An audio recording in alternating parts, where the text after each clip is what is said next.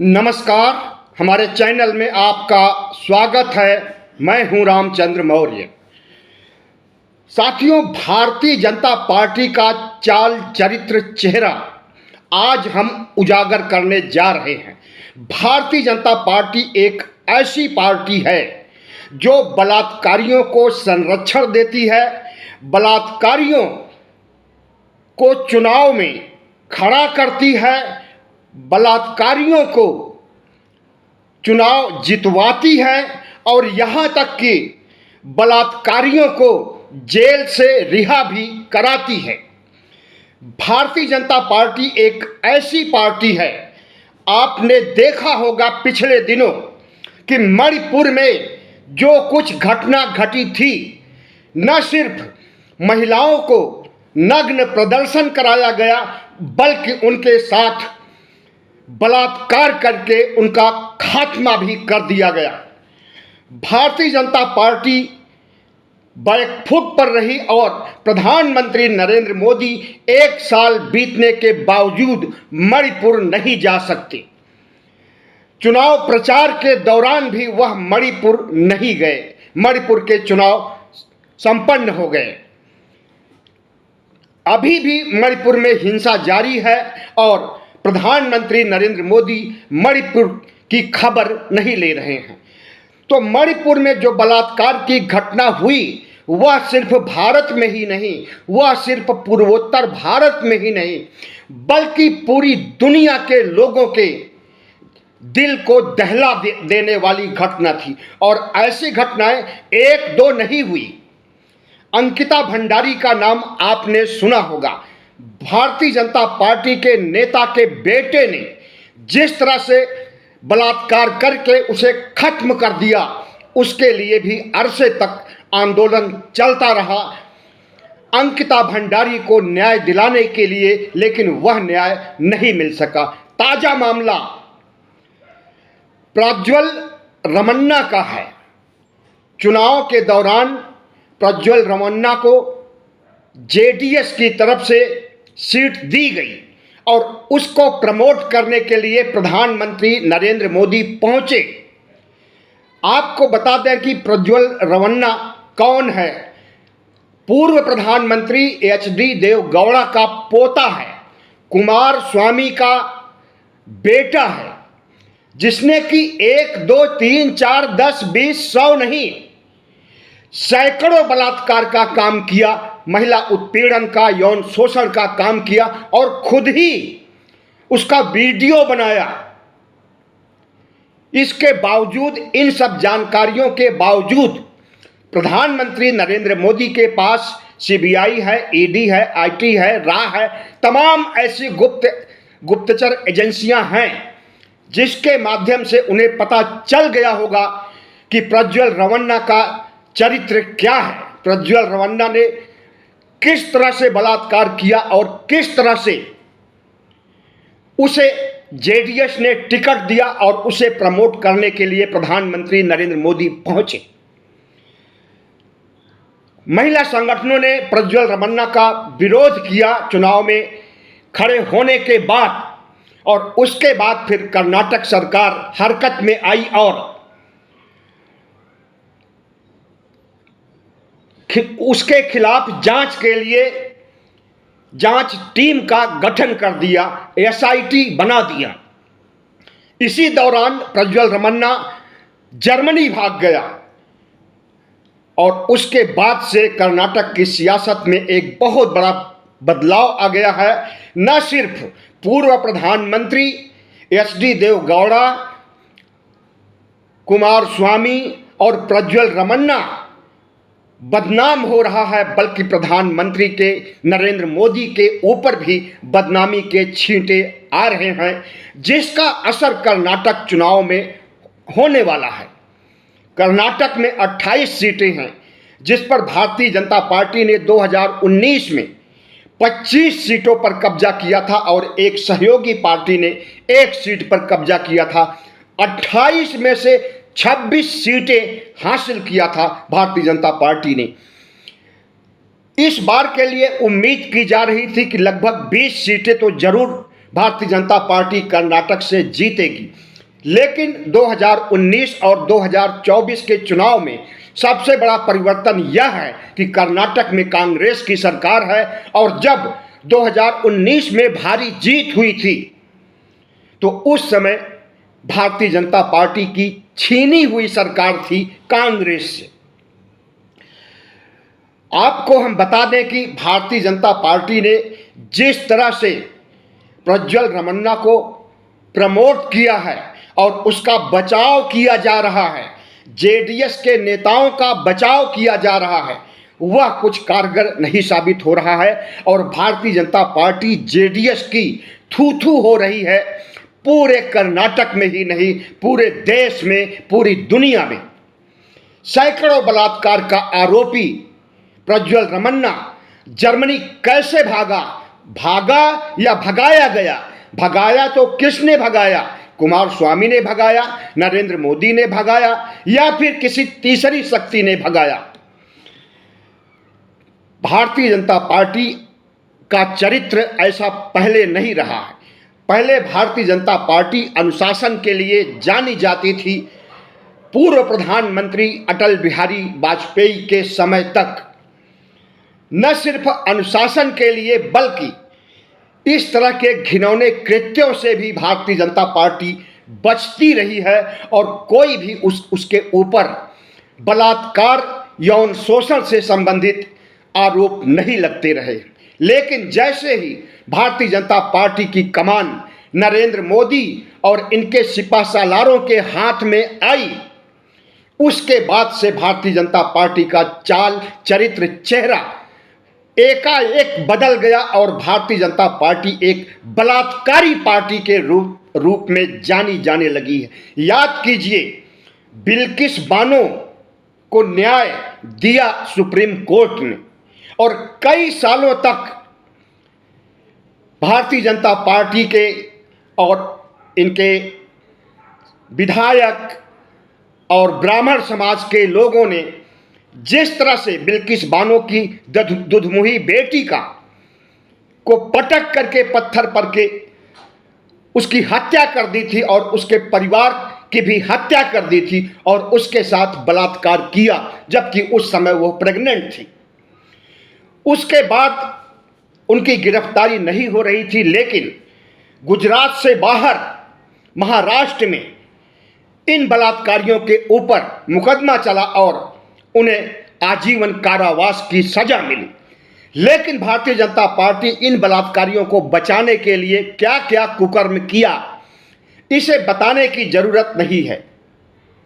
2022 के 15 अगस्त के दिन इन बलात्कारियों को रिहा कर दिया गया, जो आजीवन कारावास के लिए इन्हें जेल में भेजा गया था। उसके बाद बिल्किस बानो को न्याय दिलाने के लिए छोटी अदालत से लेकर के बड़ी अदालत तक गुहार लगाई गई, और उसके बाद फिर से उन बलात्कारियों को जेल के शिक्षों के पीछे पहुंचा दिया सुप्रीम कोर्ट ने।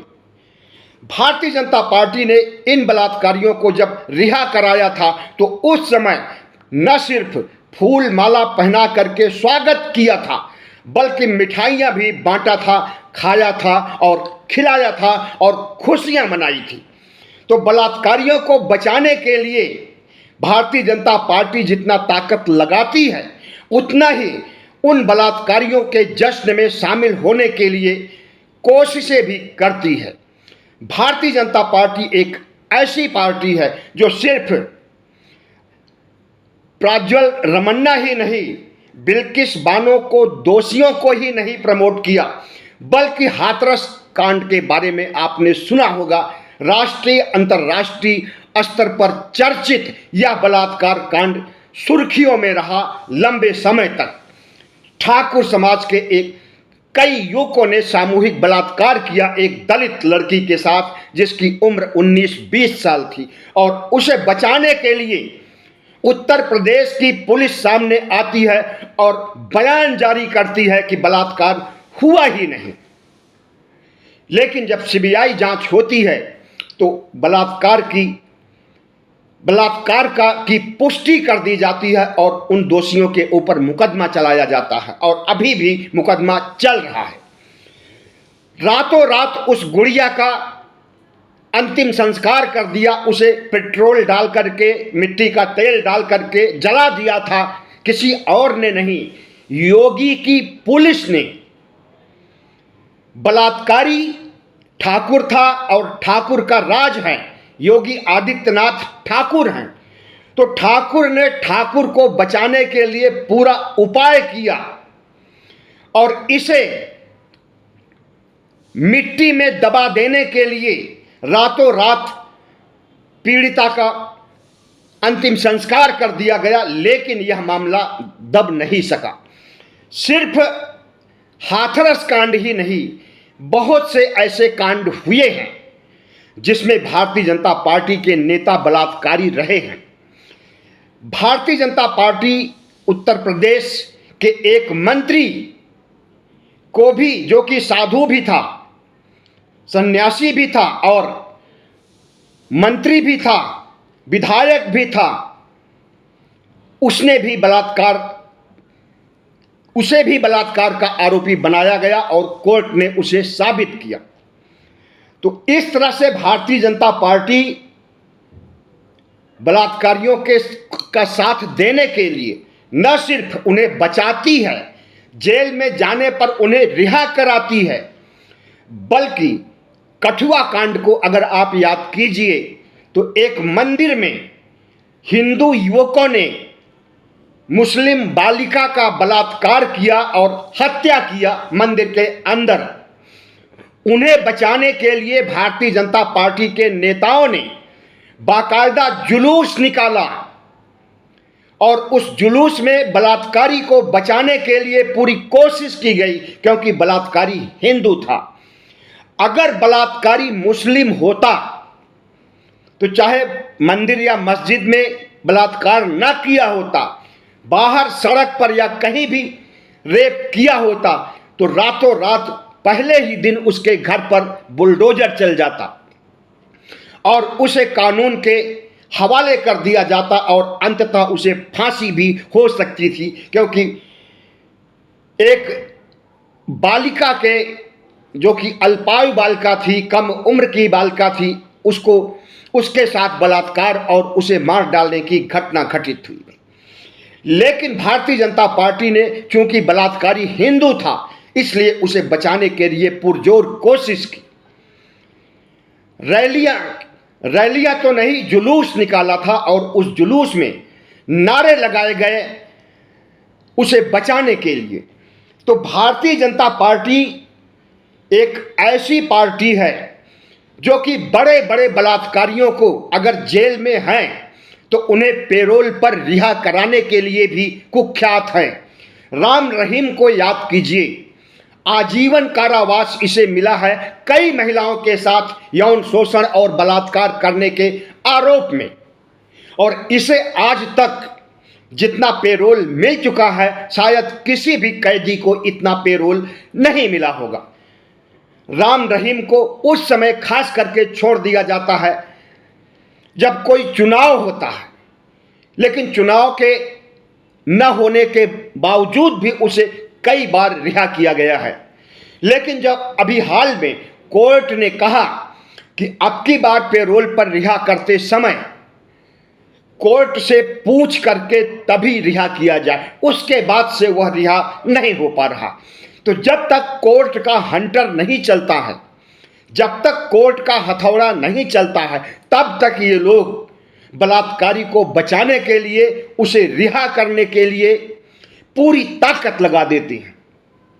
कर्नाटक के मामले में कहा जा सकता है कि भारतीय जनता पार्टी की बुरी हार होने जा रही है और वहां पर अगर एक मुश्त हार हो जाती है तो राष्ट्रीय स्तर पर उसका बहुत बड़ा असर पड़ेगा। कर्नाटक एक ऐसा राज्य है जहां पर भारतीय जनता पार्टी की सरकार 2019 में थी, तो डबल इंजन की मदद से 25-26 सीटें जरूर जीत लिया था, लेकिन इस बार डबल इंजन नहीं है। और जिस तरह से प्रज्वल रमन्ना के बलात्कार से संबंधित वीडियो पूरे कर्नाटक में ही नहीं पूरे देश में घूम रहे हैं। एक नहीं सैकड़ों वीडियो, और वो वीडियो जिसे प्रज्वल रेवन्ना ने खुद बनाया था ब्लैकमेल करने के लिए पीड़िताओं को। अब देखना यह है कि कर्नाटक में चुनाव का परिणाम क्या आता है। 28 में से कितनी सीटें भारतीय जनता पार्टी को मिलती हैं। विश्लेषकों का कहना है कि 10 सीट से ज़्यादा नहीं मिल पाएंगी भारतीय जनता पार्टी को। हो सकता है कि 10 सीट भी न मिले। इसी तरह से भारतीय जनता पार्टी की हर बड़े राज्यों में उत्तर भारत की हालत पतली हो गई है। महाराष्ट्र में जिस तरह से गंध मचाया था प्रधानमंत्री नरेंद्र मोदी और गृह मंत्री शाह ने, शिवसेना को तोड़ करके, एनसीपी को तोड़ करके अपनी सरकार बनाई, और वह सरकार भी ढंग से नहीं चल पाई है। अभी तक बीएमसी का चुनाव नहीं हो सका है, और बीएमसी का चुनाव इसीलिए नहीं कराया गया कि अगर कराया जाता तो यह पता चल जाता कि भारतीय जनता पार्टी की कितनी बड़ी हार होने जा रही है लोकसभा चुनाव में। लेकिन अब महाराष्ट्र से जो संदेश आ रहा है उससे यही लगता है कि भारतीय जनता पार्टी और शिवसेना के गठबंधन ने 2019 में 48 में 41 सीटें जीती थी, और इस बार ऐसी स्थिति हो गई है कि उसे 10 सीटें भी नहीं आने वाली है। सारी सीटें जो भारतीय जनता पार्टी गठबंधन ने जीती थी 2019 में, शिवसेना उद्धव ठाकरे के खाते में आने वाली है, और उसके बाद एनसीपी को भी मिलने वाली है। प्रधानमंत्री नरेंद्र मोदी के द्वारा प्रताड़ित इन दोनों पार्टियों को महाराष्ट्र में सहानुभूति मिल रही है, हमदर्दी मिल रही है। इसी तरह से उत्तर प्रदेश में इंडिया गठबंधन के आ जाने से और राहुल गांधी और कांग्रेस में राहुल गांधी और अखिलेश में समझौता हो जाने के कारण वहां भी भारतीय जनता पार्टी की हालत पतली है। इसी तरह से बिहार में, झारखंड में, दिल्ली में जहां के मुख्यमंत्रियों को इन्होंने जेल में डाल रखा है, वहां भी सहानुभूति लहर झारखंड मुक्ति मोर्चा और आम आदमी पार्टी को मिलने वाली है। इस समय भारतीय जनता पार्टी बदहवास की स्थिति में आ गई है, और इसीलिए प्रधानमंत्री नरेंद्र मोदी तमाम जनसभाओं में ऐसी ऐसी बातें कह रहे हैं जिस पर इस देश की जनता विश्वास ही नहीं कर सकती है। प्रधानमंत्री नरेंद्र मोदी का हर फार्मूला हिट हो जाए चुनाव प्रचार के लिए जरूरी नहीं। आपको हम याद दिलाते हैं कि बंगाल में उन्होंने दीदी ओ दीदी कह करके संबोधित किया था ममता बनर्जी को, और उसके बाद बंगाल के महिला समाज का एक मुश्त वोट ममता दीदी को मिला, और करारी हार हुई बंगाल में भारतीय जनता पार्टी। 200 पार सीटों का दावा किया था और 77 सीट पर अटक गए। इसी तरह से कर्नाटक चुनाव में, विधानसभा के चुनाव में जिस तरह से इन्होंने धार्मिक ध्रुवीकरण करने के लिए बजरंग बली को याद किया था और अपनी तमाम जनसभाओं में बजरंग बली का जयकारा लगवाया, और यहां तक कहा कि जब ईवीएम का बटन दबाइए तो बोलिए जय बजरंग बली। वहां भी इनका सांप्रदायिक ध्रुवीकरण का फार्मूला काम नहीं आया और बुरी तरह से हार हुई थी। तो प्रधानमंत्री नरेंद्र मोदी जो नैरेटिव बना देते हैं, जिस रास्ते पर चलते हैं, जरूरी नहीं कि वह नैरेटिव, वह रास्ता उन्हें चुनाव जिताए ही। और जब बदहवासी की स्थिति में आ जाते हैं तो उन्हें नैतिक अनैतिक, अच्छे और बुरे का एहसास नहीं होता।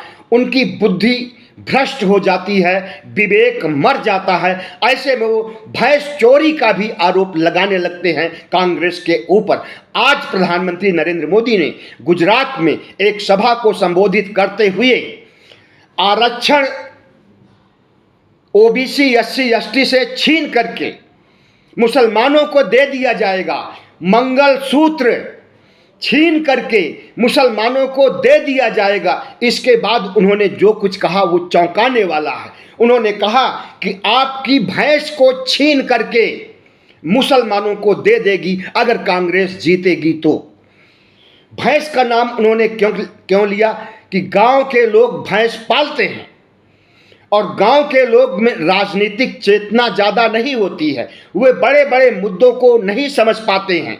तो इसलिए स्थानीय मुद्दों को, भैंस के मुद्दे को अच्छी तरह से समझ सकते हैं। इसलिए नरेंद्र मोदी भैंस का मुद्दा उठाया और कहा कि आपकी भैंस भी छीन लेंगे कांग्रेस के लोग और मुसलमानों को दे देंगे, प्रॉपर्टी छीन लेंगे, आपका हक अधिकार छीन लेंगे, आपका मंगलसूत्र छीन लेंगे, पता नहीं क्या क्या कहा और कह रहे हैं और कहेंगे। लेकिन चुनाव आयोग गांधी जी का 3 बंदर बना हुआ है, आंखें भी बंद किए हैं, मुंह भी बंद किया है और कान भी बंद कर लिया है। प्रधानमंत्री नरेंद्र मोदी जितना हेट स्पीच इन चुनावों के दौरान दे रहे हैं और जिस तरह से प्रधानमंत्री पद की गरिमा को तार तार कर रहे हैं, उसे पूरा देश देख रहा है, पूरी दुनिया देख रही है। अमेरिका और अन्य देशों ने, ऑस्ट्रेलिया ने कहा है कि हम भारत के चुनाव पर, हम भारत की ओछी राजनीति पर कड़ी नजर रखे हुए हैं। और जब जब नरेंद्र मोदी इस तरह की सांप्रदायिक बातें करते हैं या हिंदू मुस्लिम के बीच दरार उत्पन्न करके वोट हासिल करने की कोशिश करते हैं, तो उसकी भर्त्सना न सिर्फ देश में होती है, पूरी दुनिया में होती है। लेकिन चुनाव के वक्त उन्हें पूरी दुनिया से होने वाली बदनामी का डर नहीं होता। विश्व गुरु का तमगा इन्हें कभी नहीं मिला था, इनके अंधभक्त इन्हें विश्व गुरु बनाए थे।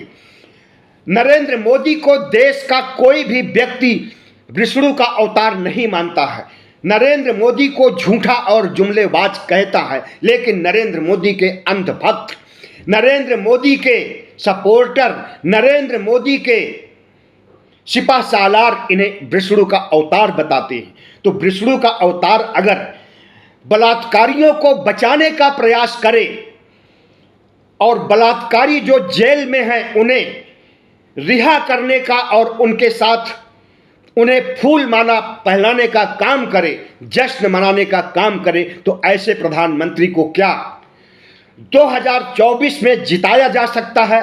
जिस तरह से प्रधानमंत्री नरेंद्र मोदी हेट स्पीच देते हैं, जिस तरह से बलात्कार का आज समर्थन कर रहे हैं और जेडीएस से जुड़े हुए हैं, अभी भी जेडीएस को झटक नहीं दिया, बलात्कारी साबित होने के बावजूद भी जेडीएस के साथ चिपके हुए हैं। कोई दूसरी पार्टी होती तो इस गठबंधन को झटक देती और उससे कोई नाता नहीं रखती। जिस तरह से शर्मसार किया है जेडीएस के नेताओं ने और जेडीएस के सांसद प्रज्वल रमन्ना ने, सांसद थे भी वो और अगली बार सांसद रहने के लिए चुनाव लड़ने जा रहे थे, लेकिन भाग करके जर्मनी चले गए हैं। तो साथियों, भारतीय जनता पार्टी का चाल चरित्र चेहरा देखते हुए संविधान और लोकतंत्र को बचाने के लिए भारतीय जनता पार्टी को हराना बहुत जरूरी है। अगर आप भारतीय जनता पार्टी के वोट पर चोट करके संविधान और लोकतंत्र को नहीं बचाएंगे तो संविधान की जगह मनुस्मृति लागू हो जाएगी और धर्मनिरपेक्ष भारत की जगह इसे हिंदू राष्ट्र घोषित कर दिया जाएगा। अगर ऐसा हो जाएगा तो इस देश के नागरिक, खास करके ओबीसी, एससी, एसटी के लोग दोयम दर्जे के इंसान हो जाएंगे। इनका आरक्षण भी छिन जाएगा, समानता का अधिकार भी छिन जाएगा और इनकी दुर्गति की जाएगी। इन्हें फिर से शूद्र और नीच, म्लेच्छ, अंत्यज कह करके ठुकराया जाएगा और वर्ण व्यवस्था आपके ऊपर कड़ाई से लागू कीजिए। इसलिए अभी समय है, ओबीसी, एससी, एसटी के मतदाताओं पूरी ताकत लगा दीजिए भारतीय जनता पार्टी को हराने के लिए। बहुत बहुत धन्यवाद। हमारे चैनल को सब्सक्राइब कीजिएगा, लाइक कीजिएगा और शेयर कीजिएगा।